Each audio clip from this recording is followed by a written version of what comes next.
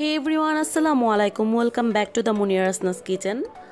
আজকে আমি আপনাদের জন্য নিয়ে এসেছি খুবই মজাদার একটা পিৎজার রেসিপি, আর সেটি হলো ইটালিয়ান পটেটো পিৎজা। তো এই রেসিপিটি আপনারা যদি আমার রেসিপি ফলো করেন তাহলে অবশ্যই ইনশাল্লাহ দেখতে এতটা ইয়ামি এবং সুন্দর হবে। আমি খুব সহজভাবে আপনাদেরকে তৈরি করে দেখাবো, আপনারা একটু কষ্ট করে রেসিপিটি ফলো করুন। আর এই রেসিপিটি দেখানোর আগে বলে নিচ্ছি, যারা এখন আমার চ্যানেলটিকে সাবস্ক্রাইব করেনি তারা প্লিজ আমার পরবর্তী আরও নতুন নতুন রেসিপি দেখার জন্য আমার চ্যানেলটিকে সাবস্ক্রাইব করে ফেলুন। লাল সাবস্ক্রাইব বাটনে ক্লিক করুন আর পাশে থাকা এই বেল আইকনে ক্লিক করুন, করে আমার সঙ্গেই থাকুন আমার পরবর্তী রেসিপি দেখার জন্য। তো চলুন এবার দেখে নিই কীভাবে তৈরি করব। প্রথমে আমি এখানে 2 কাপ মেজারিং কাপের ময়দা নিয়েছি আর 1 টেবিল চামচ পরিমাণ ইস্ট দিয়ে দিলাম। 2 টেবিল চামচ পরিমাণ সয়াবিন তেল দিয়ে দিচ্ছি। এখন আমি এর মধ্যে দিয়ে দেব পরিমাণ মতো লবণ, আরও দিচ্ছি 1 চা চামচ চিনি। এখন এই শুকনো উপকরণগুলোকে আমি ভালো করে মিক্স করে নেব হাতে।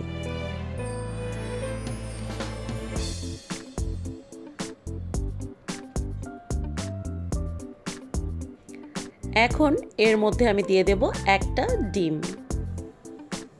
ডিমটা নর্মাল টেম্পারেচারের ডিম।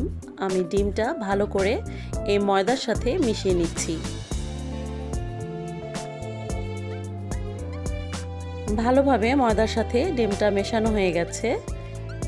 এখন আমি কুসুম গরম দুধ দিয়ে এই ডোটা তৈরি করে নিচ্ছি। এখানে আধা কাপের চাইতে একটু বেশি কুসুম গরম দুধ আছে। দুধটা এমন গরম, একটা আঙুল যেন কিছুক্ষণ ডুবিয়ে রাখা যায় সেই রকম গরম দুধটা নিয়েছি। কুসুম গরমের চাইতে একটু বেশি, কিন্তু আঙুল ডুবিয়ে রাখা যায় ঠিক সেই রকম এই দুধটা দিয়ে আমি ভালোভাবে ডোটা তৈরি করে নিচ্ছি। ভিউয়ার্স দেখুন, ডোটা এরকম সফট হবে। ডোটাকে ভালো করে মথে নিচ্ছি।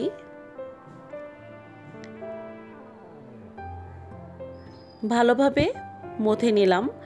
এখন আমি এই ডোটার মধ্যে হাতে তেল লাগিয়ে একটু উপরে এভাবে দিয়ে দিচ্ছি।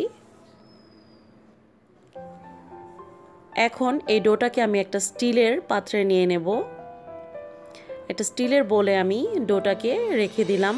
এখন আমি আরেকটা স্টিলের ঢাকনা দিয়ে এই ডোটাকে ঢেকে রাখবো। ঢেকে একটা গরম কোনো স্থানে কিংবা চুলোর নিচে রেখে দেব 10 মিনিটের জন্য। তো ফিরে আসছি 10 মিনিট পর। ভিউয়ার্স 10 মিনিট পর ফিরে এলাম। আমি চুলোর নিচে রেখে দিয়েছিলাম। দেখুন মাশাল্লাহ অনেক ফুলে গেছে। এখন আঙুল দিয়ে এভাবে বাতাসটা বের করে নিচ্ছি ডোটার, আর ডোটা সাইড থেকে এভাবে এনে একটু মথে নিচ্ছি। এভাবে হাত দিয়ে এভাবে সব সাইড থেকে এনে এভাবে উল্টে ডোটাকে ঢেকে আবার রেখে দেব। এখন আমি চলে যাচ্ছি সেকেন্ড প্রসেসে। কড়াইয়ে তেল দিয়ে দিলাম অল্প পরিমাণ। এখন আমি ফ্রেঞ্চ ফ্রাই স্টাইলের এই আলুগুলোকে একটু ভেজে নেব। আলুটা ঠিক ফ্রেঞ্চ ফ্রাই যেরকম করা হয় ওই রকম করে কেটে আমি একটু লবণ দিয়ে তেল দিয়ে ভেজে নিচ্ছি। এখানে আমি 3টা আলু নিয়েছি, তবে এতটা আলু লাগবে না। যতটুকু প্রয়োজন আমি ততটুকু দিয়ে তৈরি করব। আর বাকি আলুগুলো এমনি খাওয়া যায়। এই আলু ভাজা এমনিও খেতে মজা। লবণ দিয়ে দিলাম। এখন নেড়ে ভেজে নিচ্ছি, তবে আধা সেদ্ধ করে ভেজে নেব। পুরোপুরি সেদ্ধ করার কোনো দরকার নেই। জাস্ট অর্ধেক সেদ্ধ হলে চুলো থেকে নামিয়ে নেব। ভিউয়ার্স আলুগুলো অর্ধেক সেদ্ধ হয়ে গেছে। এখন চুলো থেকে নামিয়ে নিচ্ছি। এখন আবার একটু তেল দিয়ে আমি ক্যাপসিকাম একটু ভেজে নেব। যেহেতু চুলোয় আমি পিৎজাটা তৈরি করব, সেহেতু এই আলু ক্যাপসিকামগুলো একটু ভেজে নিতে হচ্ছে। আর যদি আমি ওভেনে করতাম তাহলে ভাজার কোনো প্রয়োজন ছিল না। হালকা 1 মিনিটের মতো একটু ভেজে নেব ক্যাপসিকামগুলো। একটু লবণ দিয়ে নিলাম। 1 মিনিট পর আমি এই ক্যাপসিকামগুলোকেও চুলো থেকে নামিয়ে নেব। হয়ে গেছে, এখন চুলো থেকে নামিয়ে নিচ্ছি। ভিউয়ার্স, এখন থার্ড প্রসেসে চলে এলাম। আমি ফ্রাই প্যানে সয়াবিন তেল ভালো করে ব্রাশ করে নিচ্ছি। এখন এই ডোটাকে আমি হাত দিয়ে এভাবে চেপে চেপে পুরোটা ফ্রাই প্যানে ছড়িয়ে নিচ্ছি। ভিউয়ার্স, এই খামিরটা দিয়ে 2টো পিৎজা হবে, কিন্তু আমি আমার ফ্রাই প্যানটা যেহেতু বড়, সে কারণে একটা বড় করে পিৎজা তৈরি করে নিচ্ছি। আপনারা ফ্রাই প্যান একটু ছোট হলে ছোট করে 2টোও তৈরি করতে পারেন, কিংবা এমনিতেও আপনারা ইচ্ছে করলে 2টো পিৎজা তৈরি করতে পারেন। আমার কাছে একটু বড় সাইজের পিৎজা দেখতে ভালো লাগে, সে কারণে আমি বড় করে তৈরি করে নিচ্ছি। আর ফ্রাই প্যানটাও যেহেতু বড় করে তৈরি করা যাবে, তাই বড় করে তৈরি করছি। মাঝখানে একটু গর্তের মতো এভাবে করে নিলাম, আর সাইডগুলো একটু দেখুন উঁচু করে নিচ্ছি। এভাবে হাত দিয়ে চেপে চেপে আঙুল দিয়ে ধাক্কা দিয়ে এভাবে সাইডটা একটু উপরের দিকে করে দিলাম। আর মাঝখানটা কিন্তু একটু গর্তের মতো আছে, এখানে আমি সবজি দেব।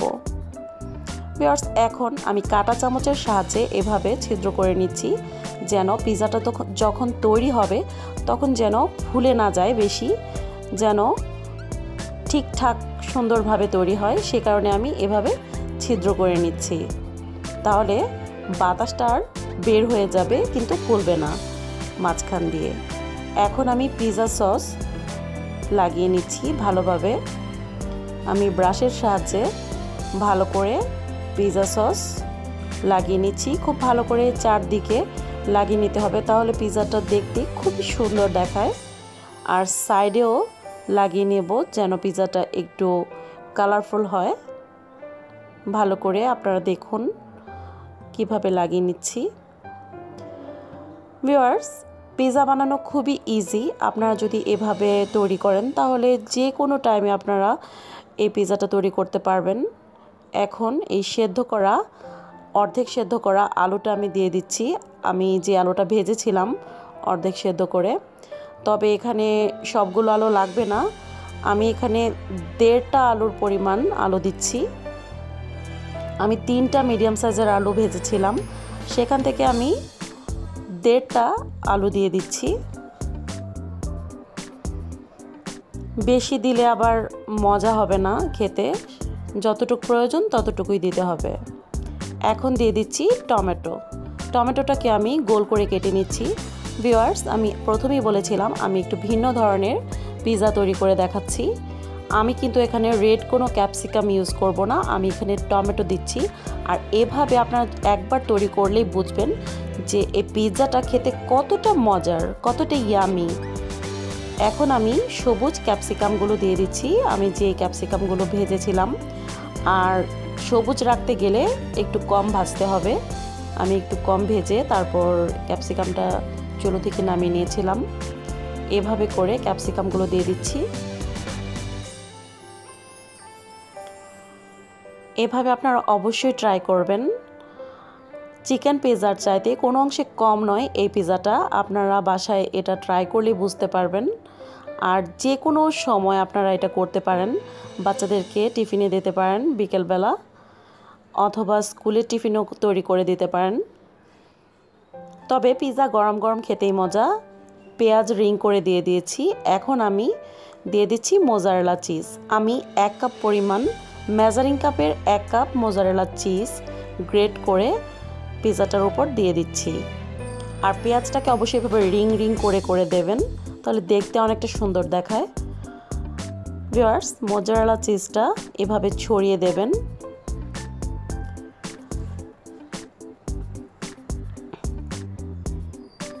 বেশি করে দিতে হবে মোজারেলা চিজটা, যেহেতু আমার পিৎজাটা অনেক বড়, তাই মোজারেলা চিজটা আমি 1 কাপ নিয়েছি মেজারিং কাপের।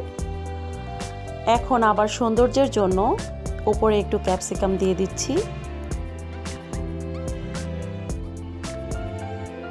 আবার কয়েকটা পেঁয়াজের রিংও দেব।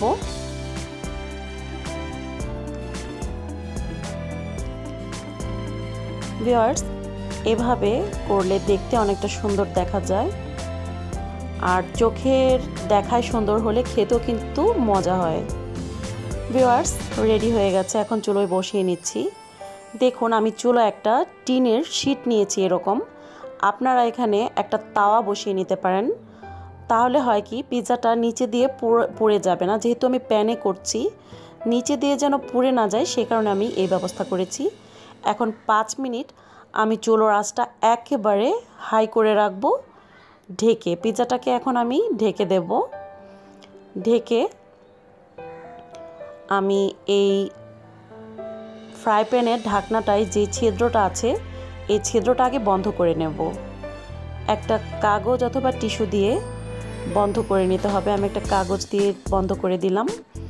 এখন চুলোর আঁচটা একেবারে হাই করে দেব। তারপর 5 মিনিট হাই থাকবে। 5 মিনিট পর আমি আবার চুলোর আঁচটা লো করে দেব। তারপর এই পিৎজাটা হতে অন্ততপক্ষে 10 থেকে 15 মিনিট লাগবে, বেশি লাগতে পারে কম লাগতে পারে। যখন এই চিজটা গলে যাবে তখনই বুঝতে হবে পিৎজা হয়ে গেছে। ভিউয়ার্স 5 মিনিট পর আমি চুলোর আঁচটা লো করে দিলাম। তো ফিরে আসছি 15 মিনিট পর। 15 মিনিট পর ঢাকনাটা খুললাম। পিৎজাটা তৈরি হয়ে গেছে, খুব সুন্দর ঘ্রাণ বের হয়েছে আর দেখতেও কতটা ইয়ামি লাগছে আপনারা দেখতে পাচ্ছেন। আর পিৎজাটা তৈরি হয়ে গেছে কিনা বোঝার জন্য কাঠি দিয়ে চেক করে নিলাম। আর দেখুন গলে গেছে চিজটা, তাহলেই বোঝা যাচ্ছে কিন্তু পিৎজাটা তৈরি হয়ে গেছে। এখন চুলো থেকে নামিয়ে আপনাদেরকে দেখাচ্ছি। দেখুন ধারটা কেমন সফট হয়েছে পিৎজাটা, আর দেখতেও কিন্তু খুবই ইয়ামি হয়েছে আপনারা দেখতে পাচ্ছেন। আর এই পিৎজার নিচের তলাটা কিন্তু একেবারেই পড়েনি, খুবই সুন্দর হয়েছে পিৎজাটা। তো ভিউয়ার্স দেখে নিলেন কত সহজ উপায়ে আমি পটেটো পিৎজাটা তৈরি করে নিলাম। আশা করি আপনাদের কাছে এই রেসিপিটি ভালো লেগেছে। যদি ভালো লেগে থাকে তাহলে অবশ্যই লাইক কমেন্ট শেয়ার করবেন আর আমার চ্যানেলটিকে অবশ্যই সাবস্ক্রাইব করবেন আমার পরবর্তী আরও ভালো ভালো রেসিপি ভিডিও পেতে। ভিউয়ার্স আমার জন্য দোয়া করবেন আপনারা। আর পিৎজাটাকে একটু কেটে দেখাচ্ছি কতটা মজার হয়েছে। এই পিৎজাটা তৈরি করে না খেলে বুঝতে পারবেন না। তো ভিউয়ার্স অবশ্যই আপনারা তৈরি করে পিৎজাটা খাবেন আশা করছি। দারুণ হয়েছে, দেখতেই পাচ্ছেন। তো আজকে এখানেই বিদায় নিচ্ছি। আপনারা সবাই ভালো থাকুন, সুস্থ থাকুন আর আমার জন্য দোয়া করবেন। আল্লাহ হাফেজ।